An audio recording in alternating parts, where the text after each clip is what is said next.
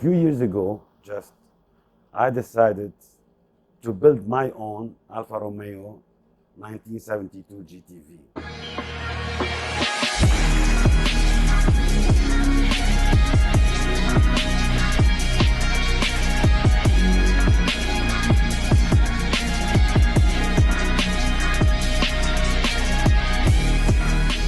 Hi, my name is Ihab Ahmad. I came to Dubai in 1994 and there was a plan to come on a contract for 3 years. I'm still here after 26 years. I love cars since I was 12. I started driving, stealing my father's car, and from then I started using other family member cars until I got my first cars when I was 17. That was my first trial car to be responsible for one car. I went through mechanical and fixing and repair and all what you can imagine with the minimum budget. So currently I own two Alphas.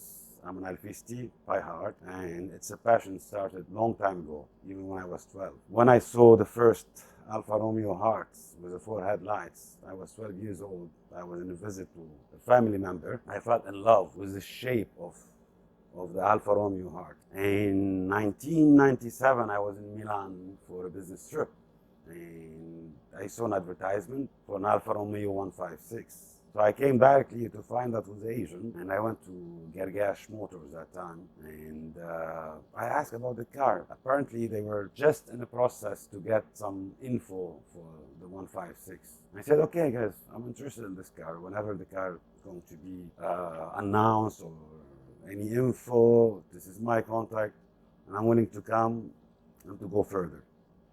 So a couple of months, and they contacted me. So I went and I sat and discussed and saw what option they had. I immediately confirmed 156 2000 cc 2.0. It was a 1997 model, and I waited like 3 months to get it. It was literally the first car on the road in UAE. It was actually on the road 2 days before they did the official launch of the car. So I enjoyed the car very much for 3 years, and I had to sell it because the car was not used for many times, for many years, been parked under the sun. I kept passing by the new owner who bought the car just to check on the car. It's in good condition, it's still running. Until later, I got into different cars. I changed. A few years ago, I decided to build my own Alfa Romeo 1972 GTV. I searched for like 1 year to find the right car. I started from the GT Junior to the Giulia, until one day I found this car. It was in Rimini, so it was a little bit above the budget because my plan was to buy a cheap one and restore it myself. So it took like 1 month to negotiate for the car, and I sent my brother to inspect the car since he lives in Italy, and also I sent one mechanic.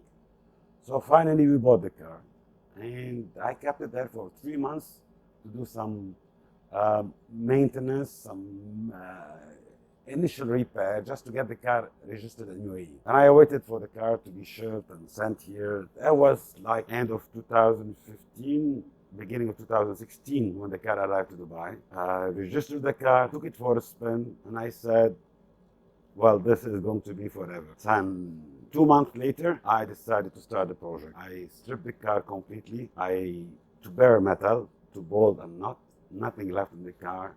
And I started replacing the metal sheet in the car, rebuilt the car from stage 1. So nothing was really welded or just been repaired. All metal work has been done according to the best way, to standard. Then paint job. So technically it took like 18 months only the metal work to be done, including the paint job. Then later on, we start doing the mechanical work, so it took like 2.5 years to complete the car. I drove it. The moment I could get it out from the workshop, I drove it all the way to Jabal Jais to test it. It was running beautifully, as original spec of the car. And later on, I decided to modify the car and start, every month do some improvement, change few things here, modifying things. And later the car became a track car. So we go to Autodrome, we drive the car there, you know. We enjoy driving there because there we have the chance to drive the car fast, since we don't do that on the streets, normal roads. And every season, since the hot is quite difficult on these cars here, the heat, so we stop the cars for like 6 months a year, and we don't drive it. Then again, during the 6 months, I do some improvement, some changes, some modifications. It's like preparation stage, and it's actually the most exciting part because this is where you get the car prepared for the next season with the next look, with a new look, with even better enhancement. So it's an ongoing project and hobby. It's never end. And now, at the moment, the car is also under preparation, but this time the car will look like left just the factory in terms of detailings. It is the third time I'm doing and enhancing the details of the car, especially the interior. And the look of the car will be exactly as it was in 1972, with the original chroming, original interior inlay, steering, all will be in a perfect and pristine condition. Of course, engine work, gearbox also has been done, and it's going on actually. We've done the gearbox, and the engine is going to be ready soon. So hopefully by 1 month time, the car will be a show car and ready to be presented in a new look and to enjoy it. We were driving Autodrome, it was night time, and I'm not very familiar with the track. That was like one of the first drive we had. And I was challenging, one of the guys was driving an SZ Alfa Romeo. That's a monster car, a beautiful car.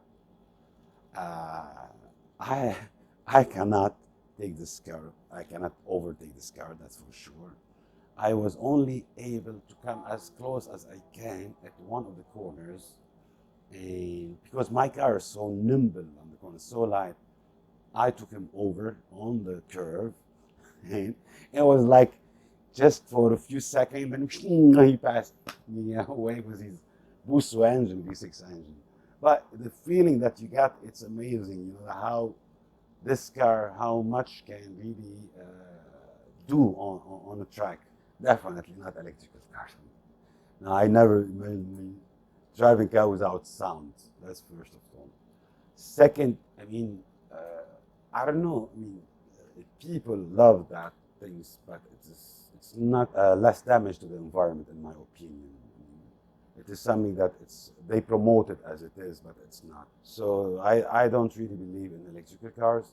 I mean, even funnily, I have seen so far 2 Teslas broke down on the road, and every time I see this, I laugh, you know. But it's not. I'm a petrol head. I need to smell the petrol in my car.